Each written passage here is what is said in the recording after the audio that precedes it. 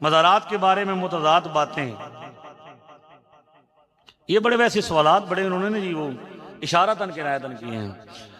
متضاد باتیں سے کیا مراد ہے کہ بھئی مزارات شریفہ جو ہیں وہ کیا ہیں؟ نبی پاک صلی اللہ علیہ وسلم کے زمانے سے، صحابہ کے زمانے سے مزارات موجود ہیں۔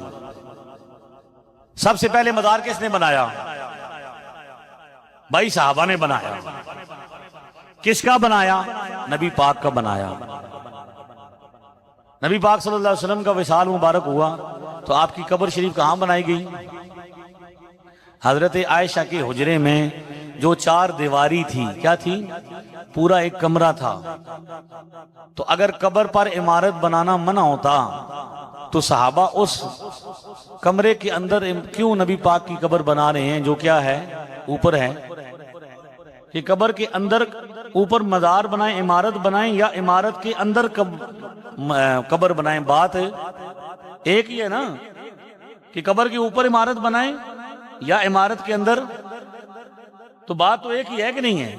تو صحابہ کرام نے بنائی۔ میں نے جب یہ کہا تو مجھے ایک بندہ کہتا ہے، چھوٹے مرزا صاحب کا ساتھی، منہ بولا شاگرد، کہ جناب یہ تو حضور کو حکم تھا صحابہ کرام کو کہ نبی کی جہاں وصال ہوتا ہے وہیں پہ ان کو دفن ہوتا ہے۔ میں نے کہا چلو مان لیا بھئی نبی کا پاک کا وصال وہاں پہ ہوا، لیکن 2 مزار وہاں پہ اور بھی موجود ہیں۔ سعدین کا کران ہے پہلو ماہ میں، جرمٹ کیے ہیں تارے تجلی کمر کی ہے۔ یہ کچھ توجہ ہے خاص ہے، سبحان اللہ، ورود ہو رہا ہے۔ تو حضور کا مزار بنایا، صدیق اکبر کا مزار بنایا، حضرت عمر کا مزار بنایا، اور مسند احمد بن حنبل میں روایت ہے، کٹ لے رات والے نمبر سارے، حضرت عائشہ صدیقہ رضی اللہ تعالیٰ عنہ فرماتی ہیں کہ میں جو ہے جب حضور کا مزار شریف بنا نا وہاں بھی اس حجرے میں، تو میں جاتی تھی اسی طرح نارمل پوزیشن میں کہ سر پر کپڑا دوپٹہ ہوتا تھا، کبھی نہیں ہوتا تھا۔ پھر وہاں پہ حضرت ابوبکر صدیق کا مزار بنا تو پھر میں بھی اسی طرح جاتی تھی کہ بھئی یہ انما ہوا زوجی و ابی، یہ میرے والد صاحب ہیں، یہ میرے شوہر ہیں۔ قبر بھی نہیں کہا کہ حضور کی قبر ہے اور میرے والد صاحب کی، یہ میرے والد صاحب ہیں، یہ میرے شوہر ہیں۔ اور سمجھ نہیں آ رہی آپ کو؟ یہ میرے والد کی قبر ہے، یہ میرے شوہر کی قبر ہے، یہ لفظ نہیں ہے۔ انما ہوا زوجی و ابی، ہاں جی، مسند احمد بن حنبل 25,660 صحیح حدیث سند کے ساتھ، 25,660 نمبر روایت میں ہے کہ انما ہوا زوجی و ابی، یہ میری زوج محترم ہیں اور یہ میرے والد محترم ہیں۔ لیکن پھر کیا ہوا؟ وہاں پہ حضرت عمر کا مزار بن گیا۔ تو جب حضرت عمر کا مزار بنا تو پھر میں اپنے آپ کو پورا لپیٹ کے پردہ کر کے جاتی تھی، حیاء من عمر، حضرت عمر کے حیا کی وجہ سے مزار پہ حاضری دیتی تھی لیکن پردہ کر کے جاتی تھی۔ تو حضرت عائشہ باقاعدہ تینوں مزارات پہ حاضری بھی دیتی تھی، اور ان کا یہ عقیدہ اور نظریہ تھا کہ حضرت عمر بھی دیکھ رہے ہیں، میرے والد صاحب، تبھی تو پردہ کر، ورنہ قبروں سے پردہ کرنے کا مطلب کیا ہے؟ نہیں سمجھ آئی؟ تو یہ پہلا مزار کس نے بنایا؟ صحابہ نے بنایا۔ اور صحابہ کرام میں سے کسی ایک صحابی نے بھی اعتراض نہیں کیا بھئی حضور نے تو مزار بنانے سے، قبر پر عمارت بنانے سے، اب کیا کریں کہ وہ جو حدیث ہے اس کا ترجمہ غلط کرتے ہیں۔ سادے سودے بچے ہیں، ان کو عربی آتی نہیں ہوتی، بریکٹیں لگا لگو کے آگے پیچھے ان کو کیا کرتے ہیں؟ خراب کرنے کی کوشش کرتے ہیں۔ جو حضور نے منع فرمایا نا عمارت نہ بناؤ، لفظ ہے بنا۔ کیا ہے؟ بنا کہتے ہیں بنیاد کو، کہ قبر بناتے ہوئے قبر کے اوپر ایرا نہیں، یہاں پہ نہیں کہتے ہیں پنجابی میں، نہیں رکھنی، یعنی قبر کے اوپر عمارت، یہ قبر ہے اور اس کے اوپر قد، اس پر بیٹھنا بھی نہیں۔ بلکہ ایک حدیث میں ہے کہ حضور ایک بندہ بیٹھا تو حضور فرمایا تم نے اس کو تکلیف پہنچائی۔ نبی پاک کا بھی یہی فرمان ہے کہ قبر والے کو بیٹھنے سے تکلیف ہوتی ہے، جو بندہ مر کے ختم ہو گیا اس کو تکلیف کا کیا مطلب؟ ٹھیک ہے؟ تو جناب حضور نے جو منع کیا اس پر عمارت نہیں بنانی، قبر پر دیوار نہیں رکھنی عمارت بناتے ہوئے۔ باقی صحابہ کرام نے کیا کیا؟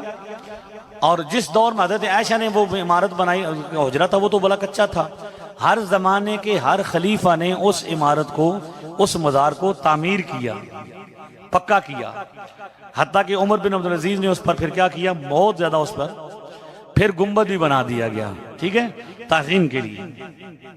تو ہم یہ کہتے ہیں کہ حضرت عمر بن خطاب کا مزار بنایا گیا، حضرت صدیق اکبر کا مزار بنایا، بلکہ بخاری میں ہے کہ ایک مرتبہ بارش ہوئی اور روضہ اقدس کی جو دیوار تھی وہ گر گئی، تو اندر سے ایک پاؤں مبارک ظاہر ہو گیا، تو سارے لوگ خوف میں مبتلا ہو گئے کہ کہیں نبی پاک کا قدم شریف تو نہیں۔ تو پھر ایک پرانے صحابی آئے یا تابعی آئے، انہوں نے آگے بتایا کہ بھئی یہ حضرت عمر کا پاؤں ہے۔ پھر اس کو تعمیر کیا گیا، دیوار کو گر گیا تھا تو تعمیر کیا۔ صحابہ وہ ہیں کہ مزار کچا ہو جائے تو اس کو پکا کرتے ہیں، صحابی مزار بناتے ہیں، وہابی مزار گراتے ہیں۔ صحابہ مزار بنانے والے، صحابی مزار بنانے والے، وہابی مزار گرانے والے۔ اگر صحابہ مزار گرانے والے تو جو بخاری میں کیوں ہے یہ کہ انہوں نے پھر دوبارہ اس کو تعمیر کیا ہر دور میں۔ اور اب چھوٹے مرزا صاحب کے علم کی حالت دیکھی، کہتے ہیں وہ جی گنبد اصل میں مزار کو کہتے ہیں۔ ایک بندے کو میں نے کہا بھائی حضور نے حکم دیا کہ قبروں کی زیارت کیا کرو، تو مزارات پہ جانے کا حکم تو حضور نے خود دیا ہے۔ پہلے میں تمہیں منع کنت نہیتکم عن زیارت القبور فزوروها فانها تذکر الاخرہ، مسلم میں، ترمذی میں، بڑی بڑی کتابوں میں ہے کہ پہلے منع کیا کرتے تھے، پھر فرمایا آپ کیا کرو۔ تو میں نے اسے کہا کہ حضور نے تو زیارت کرنے کا حکم دیا، وہ کہتے ہیں مزار کس کو کہتے ہیں؟ میں نے کہا مزار قبر کو کہتے ہیں، اس کس کو کہتے ہیں؟ جس میں ولی دفن ہو۔ ادب سے قبر نہیں کہتے، قبر شریف کہتے ہیں، مزار شریف کہتے ہیں۔ تو جن بندوں کا یہ حال، وہ کہتے ہیں نہیں گنبد مزار کو کہتے ہیں۔ سبحان اللہ۔ وہ ہماری ایک ویڈیو ہے، ہم نے اس پر جواب ریکارڈ کرایا، تو وہ جب حدیث 1185 نسائی کی گلے پڑ گئی نا، تو اس کے جواب میں کیا کہتے ہیں؟ بھئی کسی نے پوچھا نا کہ بھئی نبی پاک نے تو نماز میں منع کر دیا رفع یدین، تو کہتے ہیں حضور نے نماز میں رفع یدین نہیں منع کیا، بلکہ ہاتھ اٹھانے سے منع کیا۔ رفع یدین کس کو کہتے ہیں؟